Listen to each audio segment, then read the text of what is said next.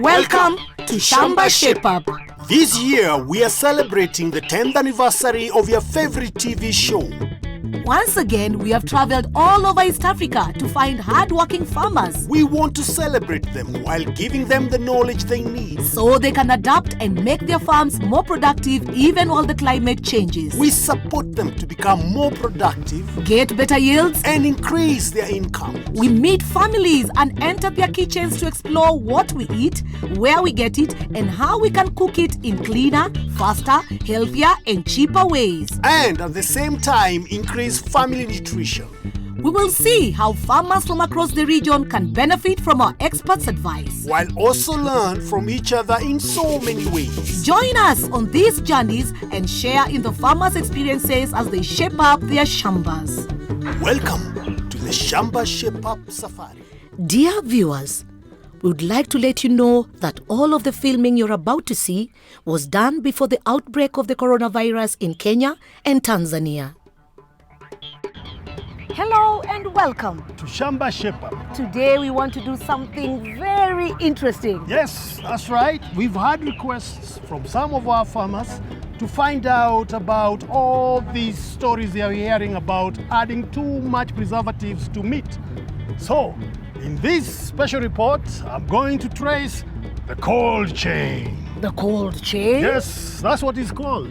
I'm going to trace the meat you produce from the slaughterhouse to the point of sale, that is the supermarket, so you can see what's going on. That's quite interesting. I can't wait to find out. Well, let's get to work. Let's go.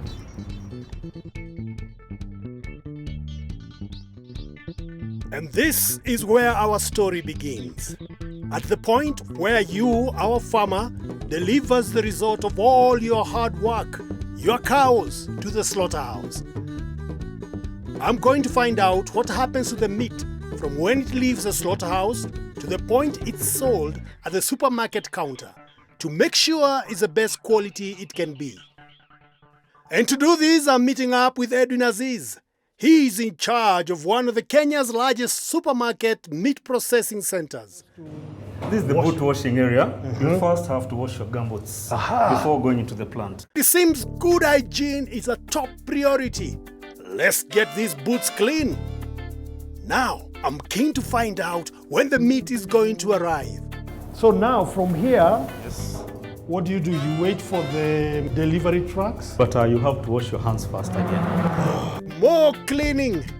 Oh well, I better do it. No one is allowed in this processing plant unless they are completely free from anything that might contaminate the meat. And here's the truck. While Edwin and I were getting cleaned up, a delivery truck arrived. The drivers like to get the truck as close as possible to the front doors to minimize any chance of contamination. Whatever kind of meat is being delivered, the truck must be refrigerated at the correct temperature and have an intact seal to show no one has tampered with the cargo between the slaughterhouse and its arrival at the plant. This is the start of the cold chain. It keeps meat refrigerated all the way from the slaughterhouse to the point of sale at the supermarket counter. So what point is this? It's receiving time. The truck has just come in and we want to offload the chicken. Yes. We deal with chicken, lamb, goat, and beef carcasses. Okay, so tell us about the cold chain. Oh, the cold chain is preserving the coldness of the meat. It helps in the freshness. You know, when meat is exposed to a higher temperature, it exposes it to the growth of bacteria. With us, we maintain the cold chain all the way from the truck that when we are receiving, because the temperature has to be checked, all the way to the chiller, of which it's running at below 4 degrees. Into the processing area, we try as much as possible to fasten and package it to maintain the freshness and the quality. So what I can assure the customers, the cold chain has been maintained all across to the dispatch area, into the truck, and to the displays of our supermarkets. Let's talk about beef. Yeah. Once you get the beef from the supplier, what's the first thing that you do? The first thing that we do, the truck comes in, we close the doors. The quality assurance comes in, checks the temperature of the cars. We try to observe very much the cold chain all the way from the slaughterhouse to this plant. So he checks the temperature of the car. Then we will have to open the doors of the truck and check again the temperature of the meat itself. Every meat has to have a temperature of between 1 to 5 degrees, but at 4 is the best temperature for the meat to arrive at this plant. Once the meat is offloaded from the truck, it goes straight to the receiving section to be weighed and checked for quality. Actually, you can see it's the receiving going on, where we capture the actual weight of the commodity. And the meat comes in and we weigh it over there. Is that why they're in blue? Yeah, these are the receiving clerks who are only allowed to wear blue. Yes. Okay, let's move on. Let's see more. So, when the meat leaves the receiving section, it's hung on these hooks, and a conveyor carries the carcass down this corridor to the next stage, the beef holding chiller. And I see by the color of this door, this is for those wearing red only. And of course, us supervisors in white, we can go anywhere. Ooh, it's even colder in here. This is the beef holding chiller. It has two important functions. If the meat goes directly to the processing area to be cut up ready for sale, it can be tough to eat. Instead, hanging the meat improves the taste and softens the texture. Secondly, the holding chiller keeps the meat cold, which stops any bacteria contaminating the meat. After hanging for up to 3 days, the meat can then go to the processing area. And here's the red-colored people. Only these people are authorized to cut the meat. Again, to avoid any possibility of cross-contamination with people from other areas. And they are experts at butchery. This is where the carcass is deboned. All the best joints are cut here. And here are the sausages too. And here's the mincemeat. Looks great. So, as you're explaining, Edwin, the final product that we'll get from here is what and what? Exactly, you can see after the deboning of the carcasses, we can get products like the short ribs that you saw. These are short ribs. These are the short ribs. Very nice for barbecue. Have been vacuumed, packed, vacuumed, ready to go to the shops, plus the batch put on. We also have T-bone, which is very nice for grilling. Having the softest part, the sirloin.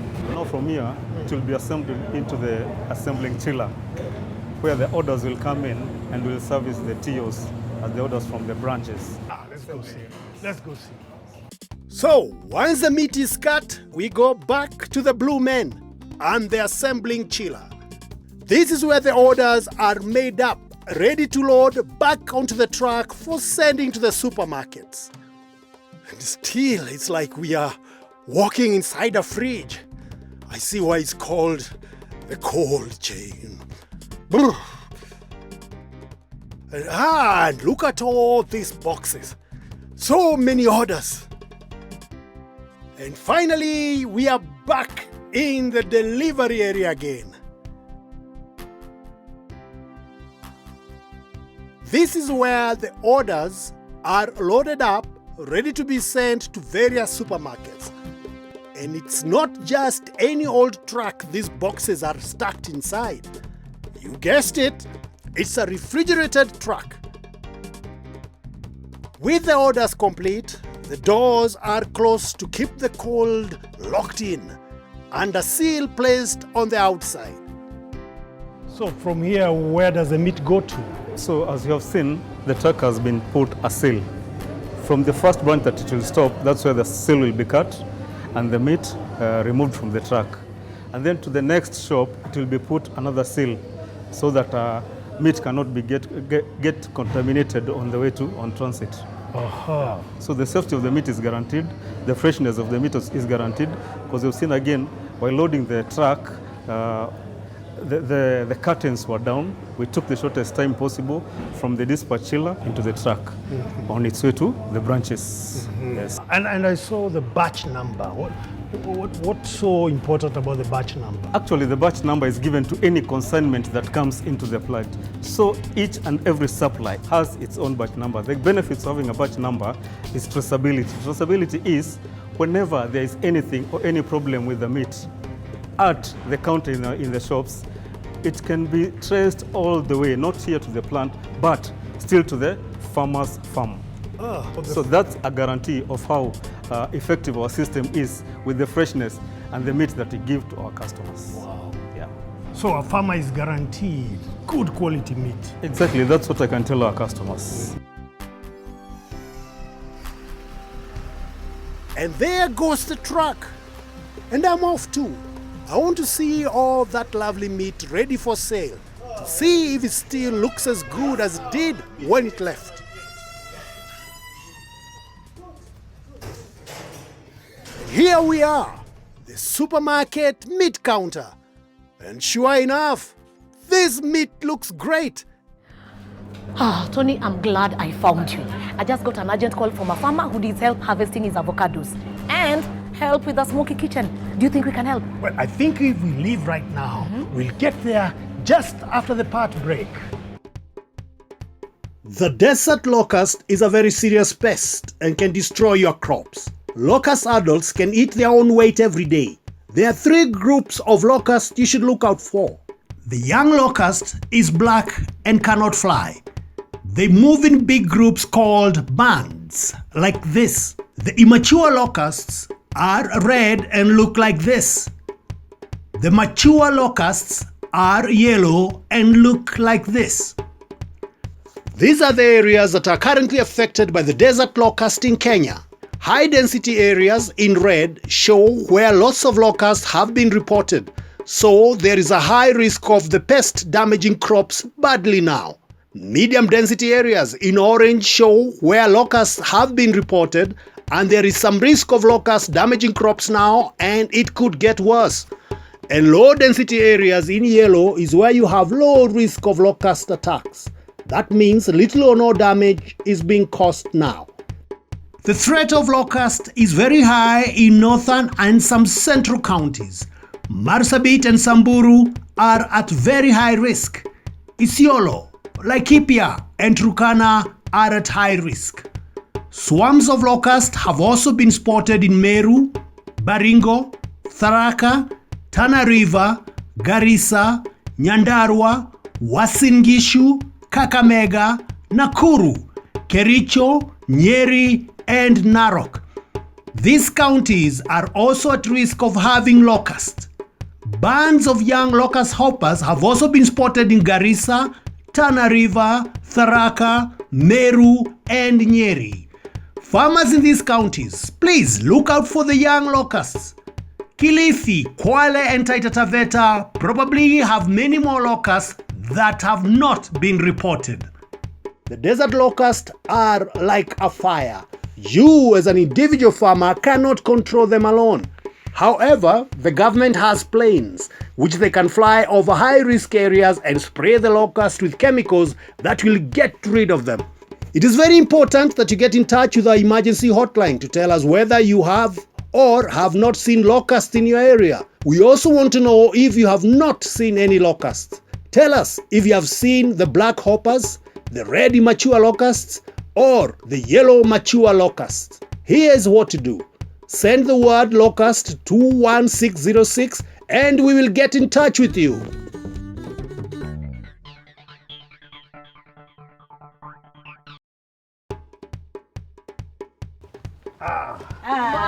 Laurence, how are you? How are you? I'm fine. It's nice to be here. Welcome to the Yes. whole. Thank you so Thank much. you so much. So, here are our farmers, Laurence and Margaret Mwema. And there's no time to waste. I'll go and help Laurence with the avocados. And I'll go and meet our cooking expert while Mama can start with getting the kitchen ready. A good plan, Carol. Let's go. See you later, Mama. So, it's harvesting time for avocados. And Laurence wants to get more money from his harvest by selling them for export. But to do this, the skins must be undamaged and free from browning and rot. Any damage to the flesh leads to lower prices. We have asked Virginia and Peter from Olivado to show us how best to harvest. And I see they have already made a start. Virginia, Yes. it's harvesting time, isn't it? Yes. And the product looks good, doesn't it? Yeah. Now tell me, around here, I'm sure you talk to your fellow farmers. Of course. Tell me, how do they harvest their avocados? Some of them climb up the tree. Have you ever climbed a tree yourself? I have. I one day fell down and broke my hand. I had to be taken to the hospital for plaster. It's true. How far up were you? It was, I measured later on. It was about 16 feet. So sorry about that. So some of them use their hands. They climb up. They pluck. They pluck, Dropping them down. Some use sticks. Some use, yes, they use sticks with hooks. They pluck. So Virginia, when it comes to harvesting, what challenges do farmers commonly face? The first one, when they use the stick, that avocado can hit them. It can hit can you. fall from up there and Yeah. hit them on the head. Yeah. Another injury. Another injury. Again, when they are beating the tree, this tree will be stressed. They will develop wounds. If this tree was to give like 500 kgs, maybe it will be 200 kgs. Using sticks to harvest doesn't only risk hurting the farmer and wounding the tree, it can damage the fruit as well. When the fruit hits the ground, it might not show external damage. But after a few days, if you look inside the fruit, it will have turned black where it hit the ground. Buyers will avoid farmers who supply this kind of fruit. So, which are the best ways for farmers to harvest their avocados? We recommend farmers to use harvesting poles, like that one Peter is using. Oh, Peter's got a pole there. Peter, come over. You've been so busy. Let's have a look at what you're using.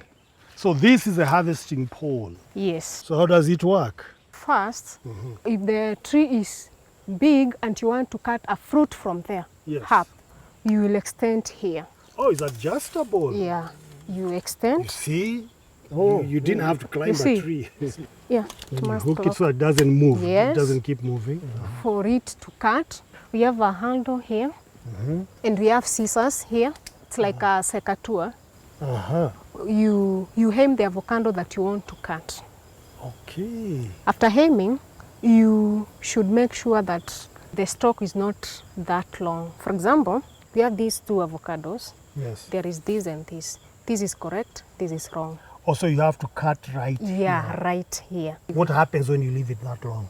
When you are transporting, this one will cause mechanical damage to this.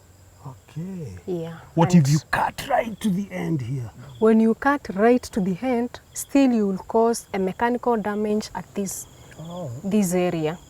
And this avocado will have some wood that will allow bacteria and pathogens to enter to the avocado. So not too long, not too short. Yeah. Yes. And when you hook that way, now you can aim at the avocado that you want to cut. Let's say it's this one. You aim at this and it falls here. Which is safer than Yeah, falling on which the is ground. safer. When you cut like 2 or 3, Yes. you remove. You can remove those 3. You put them in the bag. This is also a special bag, is it? Yeah, it's a special bag. It's made of spongy material Yes. to prevent broaching. So it's like a safety net. Yeah. So they are stored here. Yeah, they are stored here. And when they are like 2 to 3 kgs, you can then put them here, the crates. So when it comes to placing them here, is there any order or you just dump them? You should be very gentle. Gently, like an egg. Like Yeah, like an egg. When they are like half, you put them aside and you take another crate. You don't fill it up to the top? No, you don't feel it. It should be 15 kgs. 15 kgs. Yeah. When this is full, it's 20 kgs. So it has to be 15. Yeah, So farmers have to be very, very careful. careful when Yeah. they are harvesting. Yeah, They have to treat the avocados like eggs, yeah, very delicately. yes. Okay, let's make sure you get 15 kgs. Okay, thank you. Thank you. So, remember farmers, harvest avocados with a catapult. So each fruit is plucked individually and transfer the fruit to a crate without bumping or bruising. Fruit should be harvested with a small length of stem attached. If the stems are broken, the fruit will quickly rot. Do this to get a good price when you sell.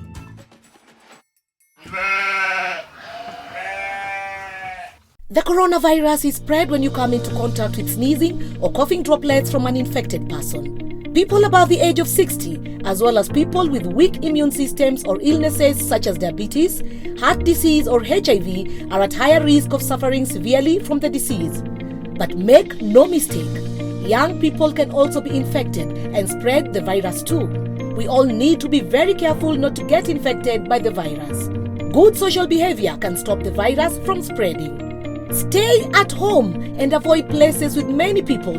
Generally, keep 2-meter distance from other people. Do not shake hands or embrace. Avoid close contact with people who are sick. Elderly people should stay at home. You can support elderly family members or neighbors by bringing them groceries or medication to their door. If you have traveled, quarantine yourself. That means stay at home for 14 days with no or little contact with others. If you have symptoms such as fever, cough, or shortness of breath, call your doctor or a hospital to seek further advice. Personal good behavior can reduce your risk of getting infected. Do the following. 1. Wash your hands properly with soap and water for at least 20 seconds, at least 10 times a day. 2. Avoid touching your face. 3. If you have no tissue, sneeze or cough into your elbow and not your hand. 4. Wash and iron used handkerchiefs regularly. 5. Clean and disinfect surfaces such as your phone, tables, light switches and doorknobs daily. 6. When using money, avoid using cash. Use mobile money or bank cards as much as possible. And 7. Boost your immune system by eating fruits and vegetables several times a day. Together and with good behavior, we can prevent the virus from spreading. Well, let's get back to work. Let's go! Time for our final shape up of the day. Mama is over 70 years old and she still has to collect firewood so that she can cook for mzee. Lighting the fire for the jiko can be very smoky and it's not good for your health. It's expensive and it all takes so much time. Well, we have a solution for all this. Let's introduce Mama to our expert, Agnes Kalonje, also known as Jikoni Magic on social media. Your kitchen is so smoky. What are you cooking? I'm cooking beans, How long does it take? 3 hours. You've been using firewood for a long time. Have you experienced any problems with it? The firewood is not ready. Smoking is very strong When the firewood is wet, there is too much smoke. in there. And your chest? Sometimes I cough Because of the smoke. because of the smoke. There is a way that I'm going to show you that you can be using to cook. It's much faster, it's cleaner, and at the end of the day, it's cheaper. I love it. Yes. You want to I love see it. it? So you're ready to go and see what I have for you? Yes. Let's go then. Okay. Well, can't wait for Mama to see our surprise. It's going to help us so much. No more coughs, and it's going to save money and save time too. Wow. So Agnes, what do we have here? So this is an electric pressure cooker. It's got preset functions here. So you can always select the food that you want to cook. And it's very good for cooking foods like githeri, beans, kuku kienyeji, matumbo, all those foods that take you so long in the kitchen, the ones you're saying mzee complains that it takes forever. This is the best gadget to have. It works on the principle of pressure. So the pressure inside here, once it builds, it's the one that is going to make the food cook faster. And then it's also insulated, meaning the heat from inside is not going to escape outside. So the heat is retained and the pressure, so the food cooks much faster. And there is no smoking. No, there's absolutely no smoking and it's very safe. That is something else I have to tell you about.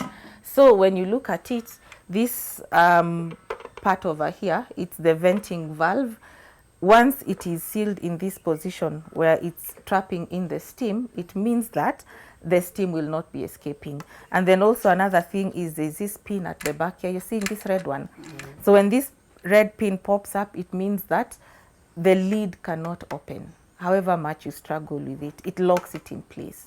Yeah, so those are very safe aspects. It's also very quiet. It does not smell when you're cooking. So if you're cooking things like matumbo, you know matumbo brings in a lot of flies. So when you're cooking in here, no smell escapes. So Agnes, Yes. I'm very eager to see how the pressure cooker works. But before we start, there's this device, we call it an energy meter or a voltage meter. It will tell us how much we've spent. At the end of it, we'll be able to compare the cost, the amount of money that we spend when cooking with the firewood, and the one that we'll have spent when cooking using the pressure cooker. Wow. So I will set it up. So, Agnes is going to cook yellow bean stew. Nice. To cook, we're going to set it to the saute function. Add in our oil. Okay, we're going to add our onions. Make sure that you use a wooden ladle so that you do not scratch your pressure cooker.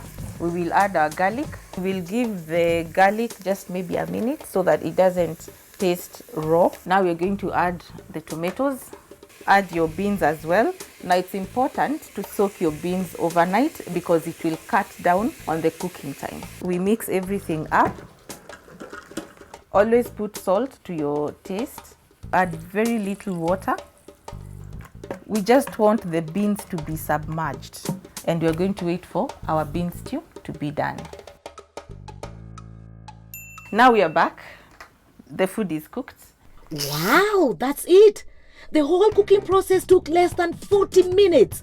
And look, the electricity meter says we only used 9 shillings worth of electricity. We did a test in Nairobi to find out the cheapest way of cooking yellow beans. The typical cost of cooking 500 grams of beans with charcoal came to 36 shillings. To cook with an electric hot plate cost 35 shillings. To cook with gas or LPG cost 34 shillings. And cooking with kerosene cost 25 shillings. But cooking the beans with the electric pressure cooker cost just 5 shillings. However, it's difficult to be this efficient in everyday cooking, and to make tasty beans, we have to boil as well as fry, which makes the cost higher. Mama here normally spends about 100 Kenya shillings on wood cooking her beans, yet the beans were just as well cooked using the electric pressure cooker at a cost of just 10 shillings. She would definitely save a lot of money if she cooked heavy foods like this using the electric pressure cooker instead of wood. But the real test is in the eating. Let's see what the stew tastes like. Haya. It's very nice. It does not lose its flavor. It retains the nutrients. It's very good. Wow! Another success for Shamba Shape Up. Delicious! I think both our farmers should be very pleased. So, until the next Shamba. Goodbye! Goodbye.